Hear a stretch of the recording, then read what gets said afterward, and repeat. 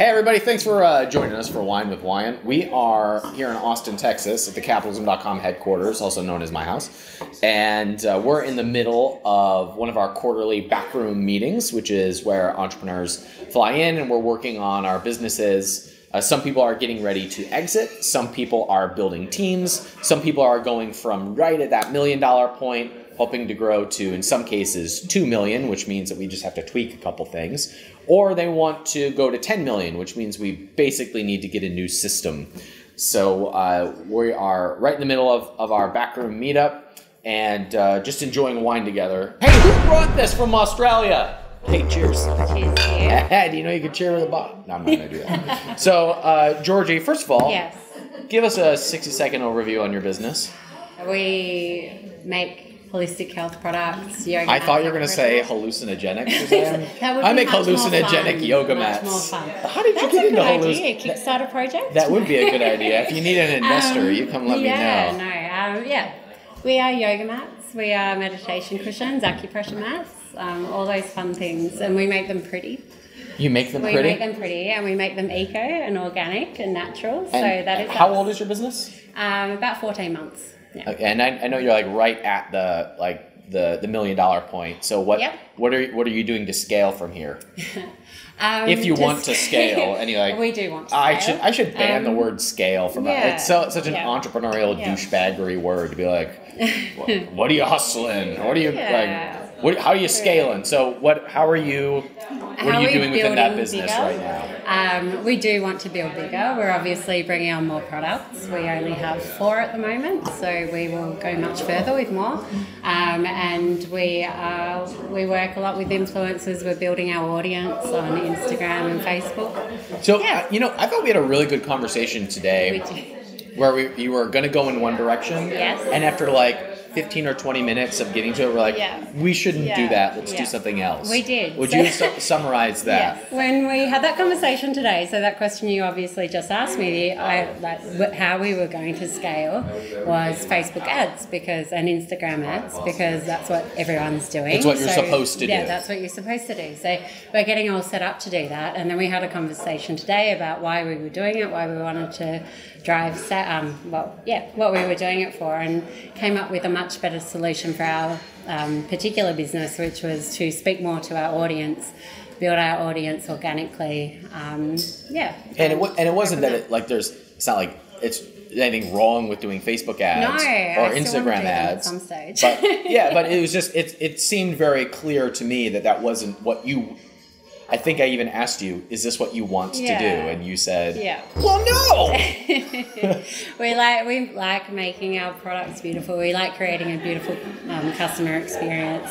And creating good content. So I suppose Facebook is, the thing is, I think it's so common for people to see a result and reverse engineer the result rather than knowing what they want and building on top of what it is that they want. And so in your case, it was very clear to see that you want it to grow because you love what you're doing, but that the route that you thought you had to take in order to get there was more effortful than where you really wanted to be in that place of ease. And so by switching it, I predict you're going to grow a hell of a lot faster. I'll tell you next time we meet. Good.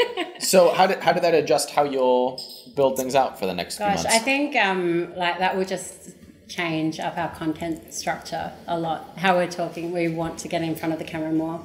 We want to speak with our customers a lot more, and really be authentic and organic with our audience. It feels weird having people watch Wine with Wyan live. It is weird. Anyone want to talk politics and religion? Oh, come on in. Yes. So, since you believe in incentivizing hard work, I also know you're one of the hardest working entrepreneurs in Austin. Why don't you tell people about your business? So I own 7 different brands, lots of home good brands like Everlasting Comfort, Repel. #1 selling umbrellas and oil diffusers. Our humidifier was just endorsed by Kendall Jenner. How did that happen? How did you get a product endorsed by Kendall Jenner? It was very difficult. I woke up, I partied a little bit, and I woke up a little later than normal. I think around 10 o'clock. And then I got a Skype message from our marketing manager, and she's like, "Hey, did we pay Kendall Jenner to talk about her humidifier?" And I consulted with my partner Joe, because this is kind of a big deal. And he's like, "What are you talking about?" And then I was like, "No, we didn't pay for it. Can you show me the endorsement?" And then she showed me. She was talking about us in an interview that she uses our product right before she goes to bed every day. And so I was like, that's kind of cool. That is some super ninja stuff right there. Why do you think that happened? I think it's just because we had the best product, and she knew it, And I think the truth is, I really think that she's trying to slide into my DMs. So she thought that by endorsing my product, that it would happen a little bit easier. That's hot. Kendall, I got you, girl. I once heard Frank Kern say that most people do marketing first, and then they figure out what product to slot into their marketing. Mm-hmm. But the very best marketing is a great frickin' product. Of course. And the thing I admire so much about you is you put so much emphasis into making it the product people want, by asking your customers and listening to their reviews and to their feedback. And you put so much emphasis into that, and then you go to the moon. It's a self-fulfilling prophecy. If I pride myself on being a good marketer, but I also pride myself on not having to work harder than I have to. And if you have a great product, you don't have to do that. Yeah, and it's really easy to market good products. Exactly. But it takes a lot of marketing and jujitsu and hypnosis to convince people to buy things they don't want. Yeah, and so it's just easier if you've got a great product that people want. Which is why I always come back to who is it that you are targeting? Who is it that you're selling to before you even answer what the heck you're selling? Although you did a little bit, you said who's buying, and then let's make it even better for them. Exactly. We were talking about it earlier today. You're talking about audience and building the product for your audience, and then there's also building a product for your audience and then combining it with good copy, and that's how you create the whole marketing circle, the brand circle. And I think putting your product in front of the right audience is absolutely what you have to do. Well, I secretly hope we do business together for a long, long time. I'm really excited about what you're up to in the world. Travis, you're killing it. Killing it, Killian. Matt, come on in, bud.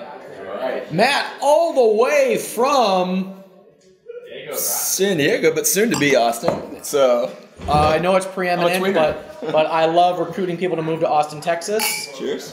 So tell me about the last day and a half. What's happening to your brain? Explosions. It's a cool community to be in, because you realize there are 1,000 paths to get to success. Yeah, absolutely. The hardest thing is defining what success means to you. Yeah. And that has been the big thing this week. I was a little afraid you didn't like me yesterday. How so? Well, because we put so much energy. I came to your course off of an email. The first thing I've ever bought out of an email was coming to this weekend. Well, I think it. Well, I appreciate that. I think you were saying that you expected the path from 1 or 2 to 10 to be a little bit more predictable, and we spent a lot of time yesterday, a good hour and a half, going over what the hell you want. Yeah. And because the path is determined on what you want. That's true. And there was, I think, some resistance to that idea when we were talking about it. And I could see the no, it's supposed to be more formulaic than this. And it is as soon as you know what it is that you want. And that's the hard work. Which is the ironic part about that is I spent a large portion of my military career training people how to work from the objective backwards, and only when you know the final objective can you come up with the correct tactics to get you all the way to the end. And then as soon as I go to entrepreneur mode, I completely threw that out the window, and I'm just tactic. Oh, and yeah, you're the first person to ask, what is the objective? I'm oh my God, how can I not remember that this is exactly what I used to teach? Yeah. And I obsess over that question because I know that not answering that first has caused me a lot of pain. Right. I mean, the idea of building something without knowing what you want means that you scale unhappiness. Scale unhappiness. So unpack that for me. Sure. So if you are it's kind of like if you are going to a job that you hate and you decide that you want to go from 40 hours a week to 80 hours a week. Right. Do you get happier or less happy? Less happy. But you're making more money. Yeah. But it doesn't matter. At some point you break. Right. Because you have now amplified something that didn't make you happy. Right. And so a lot of entrepreneurs start businesses because they want the money so they can live a better life. Right. They start making money in spite of the fact that they're in a business that they don't really love, and that's okay. It's usually step one. But once you step one is breaking free. Yeah, having a way to make money free on your own. Yeah. That is not connected to a job. Mm-hmm. Step two, we now have to go, okay, kudos. Now what do you want? Mm-hmm. And most people are like, no, just give me more of what I'm not happy with. Right. What? Right? Yeah. And so what if you don't solve that after you've broken free a little bit, then you end up scaling unhappiness and you will break. And it only happens 100% of the time.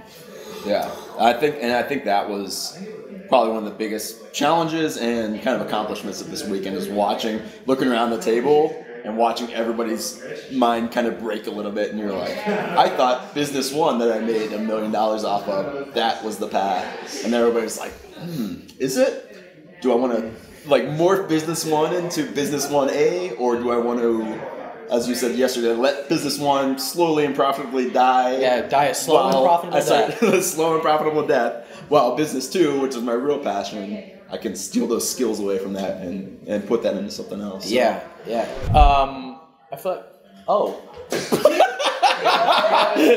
that's what's going on behind the scenes. Cooking cookies with wine. That's funny. Hey, Lance, Kendrick, what's going on? Lance asks, how do you highlight your product when competing with larger companies selling this same product? The way that you highlight that is identifying who you sell it to and making your product more to them. You can do that in your branding. You can do that in your communication. You can do that by changing the product. You can theoretically sell the same product differently to two different groups of people. Why do some people buy from Gillette and other people buy from Dollar Shave Club? Because they're different people. That's why. I feel like somebody's about to throw a cookie at me. No, but you're not ready. All right, cool. All right, I'm ready now. You caught one. I got one. I'm 1 for 1. That's it. I missed it. It's the tongue. It's dry. It did taste good. That's a catch and drop. That's a catch and drop. All right, who's up? Charles Crawford, you want to come in? Let's do it. Yeah. You're about to meet a ninja, a real life ninja. First of all, a ninja so good, so quiet, you don't even know he's in the room. And a ninja so stealth, you don't know that you're being retargeted 9 different times on social media. A ninja so stealth that he can literally put you out of business with the wink of an eye. Charles Crawford, I didn't even know you were here. You really are a ninja. My goodness. Yeah. What's up, dude? You are the mysterious man behind the curtain, in my opinion. I'm kind of afraid of you sometimes. Because I think you might know my life story and have a file about everyone here and be retargeting everyone with secret messages. Probably the best Facebook advertiser, at least in Arizona. Are you the best Facebook advertiser in the world? Yes. I want to know what makes you the best Facebook advertiser in the world. Yeah, I think it's a lot of mixing copywriting with understanding the full funnel. Because some guys are just good at maybe writing an ad, and they might be a good media buyer. They can tweak budgets and do that, but they can't create a really sexy, amazing video ad, and they can't create a really good funnel with a good offer, with good copywriting, with good upsells, and actually manufacture the product and then build a team and you know what I mean? They might be good at one little thing, but to have the full package is really rare. So what you're saying is you're the full package. Yeah, I guess. Yeah. So I mean, your strategy has been to go into like old established markets, Yes. and to do marketing better than any of them, Yeah. and then say, "Watch me go to work." Yeah. And I'm going to pretend you're not here for a second, Charles. I won't tell you that, Okay. but I'm going to pretend you're not here. Yeah. If I had to bet on someone having a $1 billion exit in the next 10 years in this room, it'd be Charles Crawford. Like, is that a goal of yours? Yeah. Yeah, I think you could probably do it. I have to ask this. You're 26. Yeah. You have an 8-figure empire. Yeah. You've already had an exit. Yeah. You're arguably the best Facebook advertiser in the world. Where do you derive meaning from? That's a good question. Definitely a lot from business. Like, I do feel like I'm impacting my customers so well that helps me be motivated.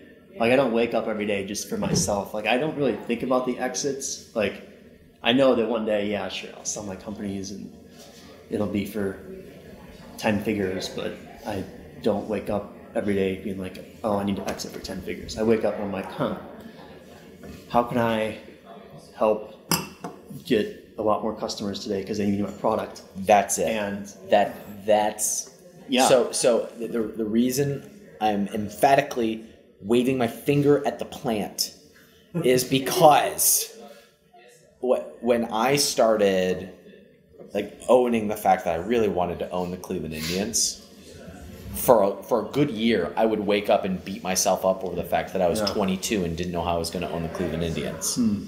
Because now I had created this major gap for myself, and all I thought about was the end result. Yeah.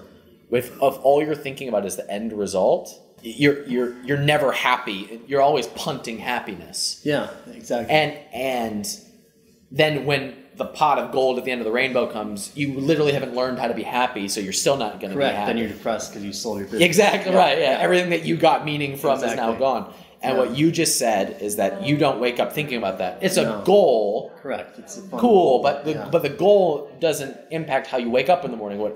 How you wake up in the morning is to look at what's immediate in front of you and say, I know this provides value for other people. How do I get it to more people? Yeah, exactly. Because I wish I was as wise as you when I was 26. Yeah, because I'm in monopolized markets and I'm disrupting the monopolies and then fighting them. And they send hitmen to my houses, and I have to compete with that. But I feel like I have a strange suspicion that you're not kidding. No, I'm like Jesus, and everyone wants to crucify me. Sorry, I don't always know when you're kidding. So that was kind of serious, but yeah. You didn't hear the story? The hitman is real. Well, that was just one of them. So I mean, I haven't heard the story, but I get the sense you ain't kidding. Yeah, no. Charles, I would like to give you 30 seconds to say whatever you want to say about any topic in the world. Go. Don't live for yourself. Like I believe I'm the king of Sparta, and I ride in the battle, and I don't care if I die. And when my competitors see that in my eyes, they're like, "Why is this guy smiling? Like we have more men than him." But then they start to get scared because I don't stop smiling. And as I get closer and closer with my 300 men and they have 50,000, they're like looking around. They're like, does this guy have reinforcements in the mountains that we don't know about? And they start looking around. And I don't. I'm just crazy. But the funny part is we win. And then when you win those sort of battles, your confidence gets really high and then you just keep fighting. Are we all gonna die today? What hotel are you staying at?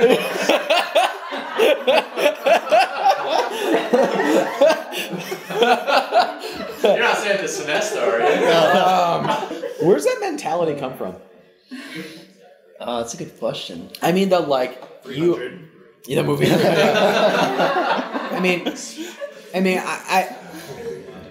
I know you a little bit outside of this world, but so I know that you have a mindset of. I actually think you thrive on the adversity of being the underdog and winning and proving that. Where does that come it's from? Definitely a big drive. I don't know. I think part of it could have come from my childhood and playing a lot of sports and doing that. Really? Yeah. Where did that give you the mentality? Like my dad trained me really young. He was always like, my mom was like the lovey-dovey. She gave me the love, and my dad was like, we're going to work out for 5 hours. So I'm like, Dad, I'm 5. And he's like, I don't care. And so I was like playing college kids in basketball when I was like 9, and he trained me up to be a killer. And I was, I guess winning games I shouldn't have won. Competing at the level that was, not that I was like LeBron James reverse dunking on people, but like I went hard in sports. And so is it just that muscle of winning against all odds just continues to get refined? I think, well, it's that, plus it's fun becoming better every day. Like I realized, like I played violin and piano and still play professionally, but like I wake up every day to be better than I was the day before. Not just to like, so I think I actually compete with myself more than anyone. Yeah. Because I think that I'm my greatest competitor. What's the biggest failure you've ever had? Nothing. There is no such thing as failure. Go on. Because it's learning. You only fail if you actually like if you get shot and you don't keep going. Like if you don't learn, then that's failing. Like if you stop. Yeah. Or if you keep doing the same thing over and over again without fixing things, then that's failing. But if you're constantly improving and learning, there is no failure. You, a year and a half in, might be the greatest Facebook advertiser on the planet. But was there a time you sucked at Facebook ads? I guess maybe on like the first. That's what I mean. The first few months or something. You're just willing. Like, you're just willing to suck, and you don't get your ego attached to things sucking. Yeah, there we go. Okay, cool feedback. Yeah, correct. Yeah, like in 2000. I mean, technically, I wrote my first Facebook ad in 2010, but didn't really. I wasn't a serious internet marketer until like just a few years ago. So, but yeah, my first ads totally probably sucked, but I kept going and tweaking and learning, and then you become better. So yes, that's the progression. It's the idea of like, it's not like I just showed up and was like, hey, like I'm Mr. Facebook Genius Killer. Like, but so you wake up with that like that consistent compounding mentality of I'll be 1% better at this today. Yeah, correct. And you know that if today stunk, you still know that the law of averages mean that if you're improving every day, you're going to be really, really good a year from now. Correct. And when you keep learning from the little micro failures, then you learn faster. So like when I test things, I test hard and fast and learn faster because now speed is important. So instead of just spending $5 a day on a new funnel, I'll spend $1,000 a day or something. And then you learn so fast, you can scale faster, move faster. Everything is speed. Well, Charles, I have a feeling I'm never going to forget this conversation. Yeah, this was fun. Who in the world is going to follow up that one? Cheers. Charles Crawford, everybody.